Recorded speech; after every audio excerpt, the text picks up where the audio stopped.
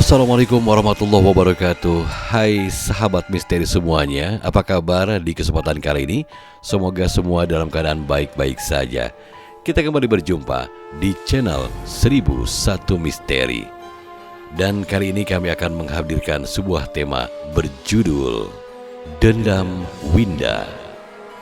Bagaimanakah kisahnya?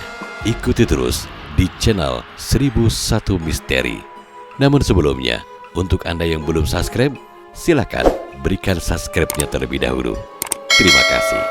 Dan sekarang langsung kita simak kisahnya. Selamat mengikuti.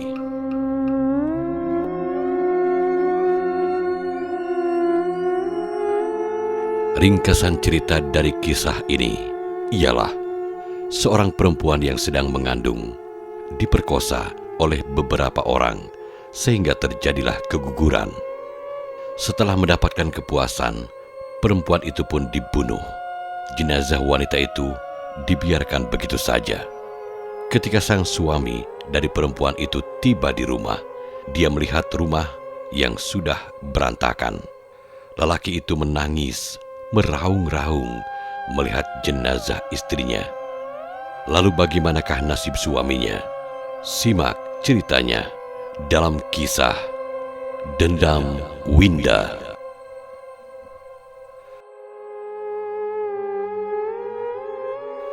Di sebuah rumah sederhana yang letaknya jauh dari desa, yaitu rumah yang dekat di kaki bukit.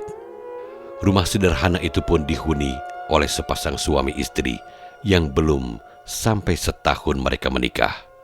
Perempuan yang bernama Winda itu pun sedang mengandung buah cintanya dengan sang suami. Suami Winda yang bernama Ardi itu bekerja sebagai tukang kebun. Kedua pasutri itu hidup bahagia. Kehidupan yang jauh dari kota membuat keduanya jauh dari teknologi yang modern. Keduanya hidup berbahagia walau sederhana. Suami Winda setiap pagi meninggalkan Winda di rumah seorang diri.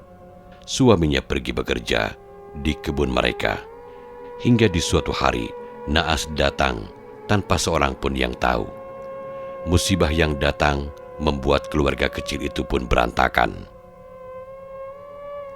"Mas, ini bekalnya sudah Ade siapkan," ucap Winda pada suaminya yang sedang bersiap hendak pergi ke kebun. "Iya sayang, terima kasih ya," sahut Ardi, suaminya Winda. Winda mengangguk dan tersenyum manis pada suaminya. Setiap pagi menyiapkan bekal sudah menjadi rutinitas Winda untuk suaminya. Setelah memberitahu bekal sudah disiapkan untuk suaminya, Winda pun keluar dan duduk santai di teras rumahnya yang sederhana itu. "Sayang, apa kamu tidak menginginkan sesuatu?" tanya Ardi pada Winda istrinya. Karena selama kehamilan Winda, istrinya itu tidak pernah mengidam apapun. Karena itu, Ardi selalu menanyakan pada istrinya. Ardi adalah suami yang siaga. Ardi juga suami yang sangat perhatian. Dia tidak pernah membuat Winda menangis ataupun kelelahan. Ardi juga sangat lembut memperlakukan Winda. Karena kebaikan dan kelembutan lelaki itulah yang membuat Winda mencintai suaminya dengan segenap jiwa raganya. "Sayang, Mas berangkat ya. Kamu baik-baik di rumah." "Iya Mas, Mas juga hati-hati," balas Winda. Winda bangun dari duduknya. Dia mencium punggung tangan suaminya. Ardi juga merangkul Winda. Dia mencium kening istrinya, kemudian dia mengelus perut buncit istri yang sangat dicintainya itu. Selepas kepergian suaminya, Winda kembali masuk ke dalam rumahnya yang sederhana itu. Dia pun melakukan pekerjaan rumahnya yang mesti dia kerjakan.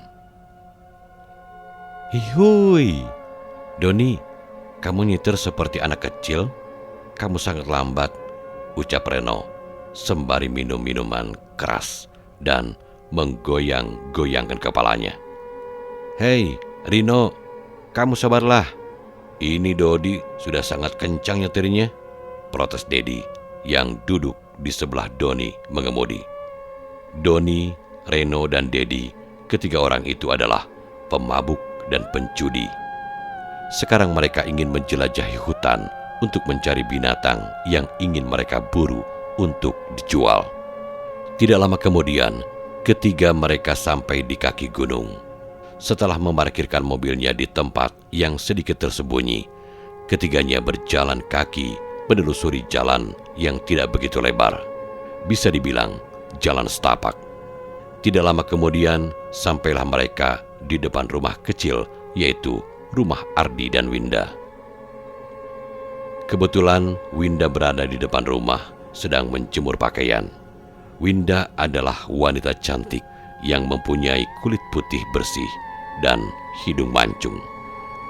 Tentu saja, siapa lelaki yang melihat akan dibuat kagum dan jatuh cinta padanya. Reno, Doni, dan Dedi berhenti karena melihat seorang wanita cantik yang sedang menjemur pakaian. "Doni, Dedi, lihatlah, ada perempuan cantik banget." Reno pun susah menelan salivanya. Jakunnya naik turun, melihat betis mulus Winda saat baju belakang bawahnya terangkat ketika tangannya ke atas saat menjemur pakaian. "Sempurna," ucap Doni yang juga sudah menelan salivanya. Ketiganya sudah bergairah melihat betis mulus Winda. Bagaimana jika mereka melihat wajah yang begitu cantik? Pasti ketiganya tidak akan tahan. "Tunggu, dia sedang hamil. Lihat saja perutnya, sudah buncit," ucap Dedi menahan langkah kedua temannya. Hahaha. Keduanya tertawa seolah meledek Dedi yang menahan mereka. "Itulah yang membuat lebih nikmat. Kalian tidak pernah kan menggauli wanita hamil?" tanya Reno pada Dedi dan Doni. Keduanya menggeleng karena memang mereka tidak pernah menikmati mangsa mereka yang sedang hamil. Namun keduanya itu sudah penasaran dengan rasa yang Reno katakan. Ketiganya berbisik dan mencari ide untuk membuat Winda tidak curiga. Setelah mengatur rencana dengan ide mereka, akhirnya ketiganya berjalan mendekati Winda yang sedang menjemur baju cuciannya. Desa yang ditempati Ardi dan Winda tidak banyak rumah, hanya ada beberapa rumah saja. Itu pun sangat jauh, jarak terpisah antara rumah yang satu dengan rumah lainnya. Dan rumah Winda terletak di penghujung, yaitu rumah terakhir. Setelah rumah Winda, hanya ada gunung yang terbentang indah. "Hei Mbak," sapa Reno. Winda menoleh dengan sedikit tersentak karena tidak biasanya ada orang yang menyapanya. Ada apa? Kalian siapa?" tanya Winda, tergugup karena tidak pernah melihat ketiga lelaki yang berada di depannya sekarang.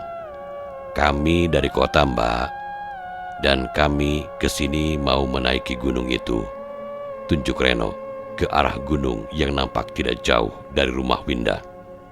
Winda pun mengangguk, tidak ada rasa curiga sedikit pun, karena pendaki seperti mereka sudah sering datang, dan sudah banyak yang datang untuk mendaki. Hanya mereka saja yang menyapa Winda. "Ada yang bisa saya bantu?" tanya Winda. Siapa tahu mereka mau menanyakan jalan untuk menuju ke gunung itu. Kebetulan, boleh nggak kami minta diisi air ke botol ini? Karena air kami sudah habis." Reno sengaja memberi botol kosong ke tangan Winda, sedangkan Dedi dan Doni hanya berdiri saja sambil menikmati kecantikan Winda dan kemolekan tubuhnya.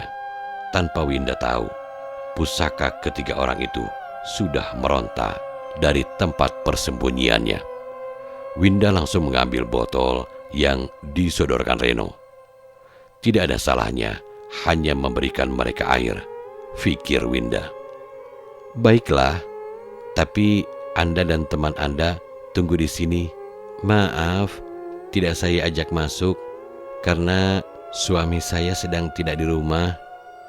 Winda langsung berjalan masuk ke rumahnya. Saat sampai di pintu utama, Winda menoleh kepada 3 orang itu. Namun Winda melihat ketiganya masih berdiri di sana, di mana Winda menyuruh mereka menunggu.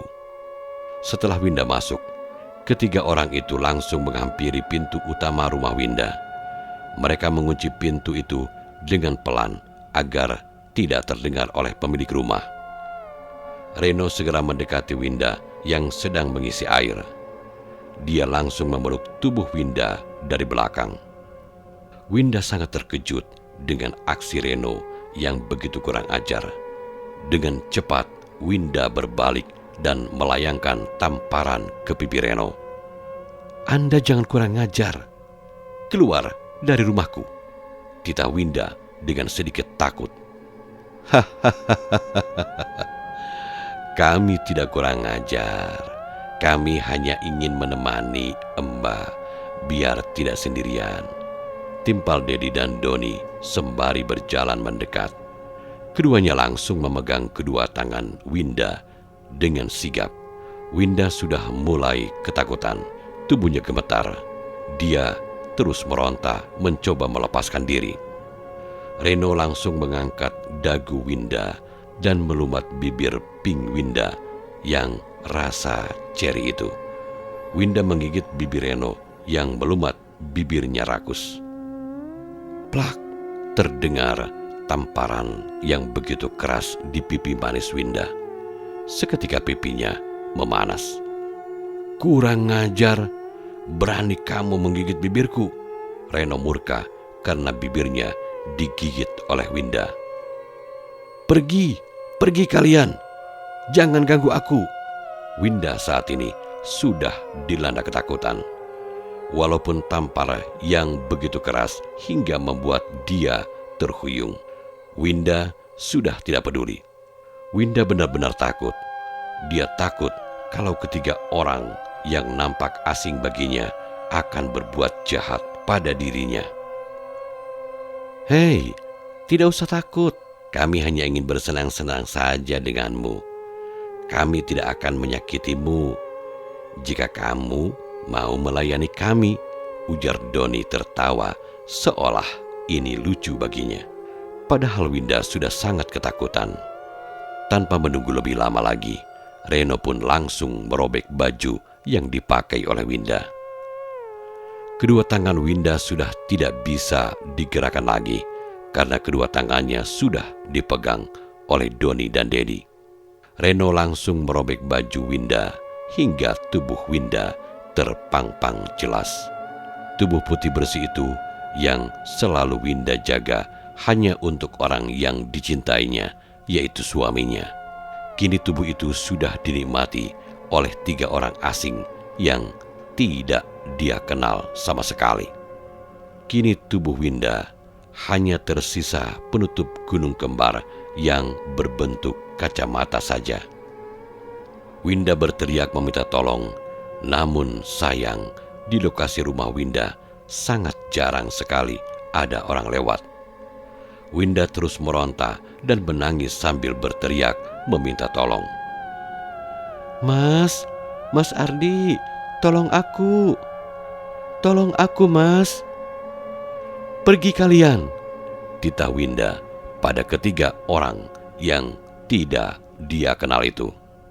Reno langsung membekap mulut Winda dan Reno juga mengikat kedua tangan Winda di belakang. Winda hanya bisa menangis meronta. Walaupun dia tahu orang lain atau suaminya tidak bisa mendengarnya karena mulutnya yang sudah dibekap dengan bra miliknya sendiri. Setelah tangan Winda diikat dan tubuhnya dibentangkan di meja makan, Reno langsung bermain di gunung kembar Winda yang sangat montok dan menggoda. Hei, apa kalian tidak mau mencoba? Ini sangat nikmat, tanya Reno pada Doni dan Dedi. Doni dan Dedi yang tadinya hanya memegang kedua kaki Winda, mereka langsung melepaskan pegangannya karena mendapat pertanyaan dari Reno begitu. Mereka berdua langsung meremas kasar gunung kembar Winda hingga membuat Winda menjerit kesakitan. Namun jeritan Winda tidak terdengar oleh mereka karena mulutnya yang sudah dibekap. Jadi Winda hanya mampu mengeluarkan air matanya saja. Reno yang melihat kedua temannya yang begitu agresif, dia tertawa sembari merobek kain berbentuk segitiga yang membungkus mahkota Winda. Reno dengan tidak sabar, dia langsung mengeluarkan benda pusakanya yang begitu keras. Dia langsung menancapkan pusakanya itu ke mahkota Winda. Kemudian Reno tarik ulur pusakanya itu dengan sangat kasar dan cepat. Winda yang mulutnya terbekap hanya mampu mengeluarkan air matanya sembari menahan sakit. Setelah beberapa menit, Reno menyuruh kedua temannya untuk menggantikannya sementara. Doni dan Dedi langsung menggantikan Reno melalui belakang dan depan sekaligus. Winda sangat kesakitan. Dia sudah mulai lemas. Namun ketiga orang itu tidak peduli. Mereka terus menikmati kenikmatan tubuh Winda secara bergantian. Mereka melakukannya dengan begitu kasar. Winda tidak bisa lagi menahan kesakitan di bagian sensitifnya dan juga di perutnya. Ketiga orang itu terus melakukannya dengan berganti-ganti posisi. Hingga beberapa menit kemudian, ketiganya mengeluarkan lahar panas ke area sensitif Winda. Winda sudah sangat lemas dan tidak bertenaga lagi. Dia sudah tidak bisa untuk berdiri. Perut yang sudah sangat sakit dan area sensitifnya yang sakit juga mengeluarkan darah segar. Reno melepaskan kain yang membekap mulut Winda, namun Winda sudah tidak mampu berteriak lagi. Jangankan berteriak, bersuara pelan saja sudah tidak mampu. Winda sudah tertelentang di lantai. Tangannya sudah dilepas. Ketiga orang itu kemudian mengencingi Winda yang sudah tidak bisa bergerak. Ketiganya tertawa puas. "Hei, lihat, ada darah. Apa dia keguguran?" tanya Doni. "Bodoh, itu darah karena kemaluannya koyak oleh kita. Itu tandanya kita masih perkasa," sahut Reno tanpa ada rasa bersalah. Kalau Winda jangan ditanya lagi, perempuan itu sungguh sangat kesakitan. Dia ketiga orang itu seperti bukan manusia. Tidak ada sedikit pun rasa kasihan pada mereka bertiga. "Sekarang bagaimana? Kita apakan dia?" tanya Dedi yang merasa tidak pantas tubuh Winda dibiarkan begitu saja. Dedi bukan kasihan. Dia hanya takut kalau nanti Winda melaporkan perbuatan mereka pada polisi. Jadi otomatis ketiganya akan meringkuk di dalam penjara. "Sudah, biarkan saja. Yang penting kita sudah puas menikmati wanita cantik dan mulus ini," timpal Doni. Sedangkan Reno hanya mengangguk mengiyakan perkataan Doni. Ketika mereka hendak pergi, Winda yang sudah sangat lemas dan menahan sakit, dia mencoba beringsut dan meraih pisau dapur. Winda hendak menusuk Reno. Namun sayang, niat Winda diketahui oleh Doni. "Reno, awas!" Doni berteriak menyuruh temannya. Reno langsung berbalik dan mengelak hingga Winda hanya menusuk angin saja. Reno yang sudah marah, dia langsung mengambil pisau itu dan tanpa rasa kasihan langsung menusuk perut Winda yang sudah tengkurap di lantai. Reno bukan hanya menusuk Winda sekali, tapi dia melakukannya hingga beberapa kali. Reno juga memotong puncak bukit Gunung Kembar Winda. Winda sudah tidak bernyawa. Wanita malang itu tewas di tangan Reno, Doni, dan Dedi. Setelah memastikan Winda sudah mati, ketiganya tertawa dan langsung pergi dari rumah itu agar tidak diketahui oleh orang. Sedangkan tubuh Winda yang sudah tidak bernyawa, mereka biarkan begitu saja. Ketiganya tanpa ada niat untuk menutup tubuh Malang yang sudah mereka nikmati bergiliran. Sedangkan Ardi yang masih berada di kebun, dia merasa kalau perasaannya tidak enak. Dia gelisah, namun dia tidak tahu kalau istrinya sudah meninggal karena kebiadaban 3 orang yang sudah tidak pantas disebut manusia. Kenapa perasaanku tidak enak? Apa yang terjadi? Apa terjadi sesuatu sama Winda? Tanya Ardi pada dirinya sendiri. Ardi sejak tadi sudah tidak melakukan pekerjaannya karena perasaannya sudah tidak enak. Ardi dan Winda seperti punya ikatan batin. Tanpa berpikir panjang lagi, Ardi pun langsung mengambil motor bututnya. Dia pun segera pulang. Reno, Doni, dan Dedi ketiganya sudah pulang. Mereka tidak melanjutkan buruannya lagi. Niatnya datang ke sini untuk berburu binatang, tapi yang namanya rezeki tidak akan kemana. Ketiganya sangat puas memburu seorang wanita cantik yang sedang mengandung. Ketiganya pulang ke kota dengan hati yang bahagia. Bagaimana tidak bahagia? Buruan mereka sangat cantik, seksi, dan juga sangat montok. Sampai di halaman rumah, Ardi langsung memarkirkan motornya. Dia langsung mendekati pintu yang terbuka. Namun saat dia masuk ke dalam,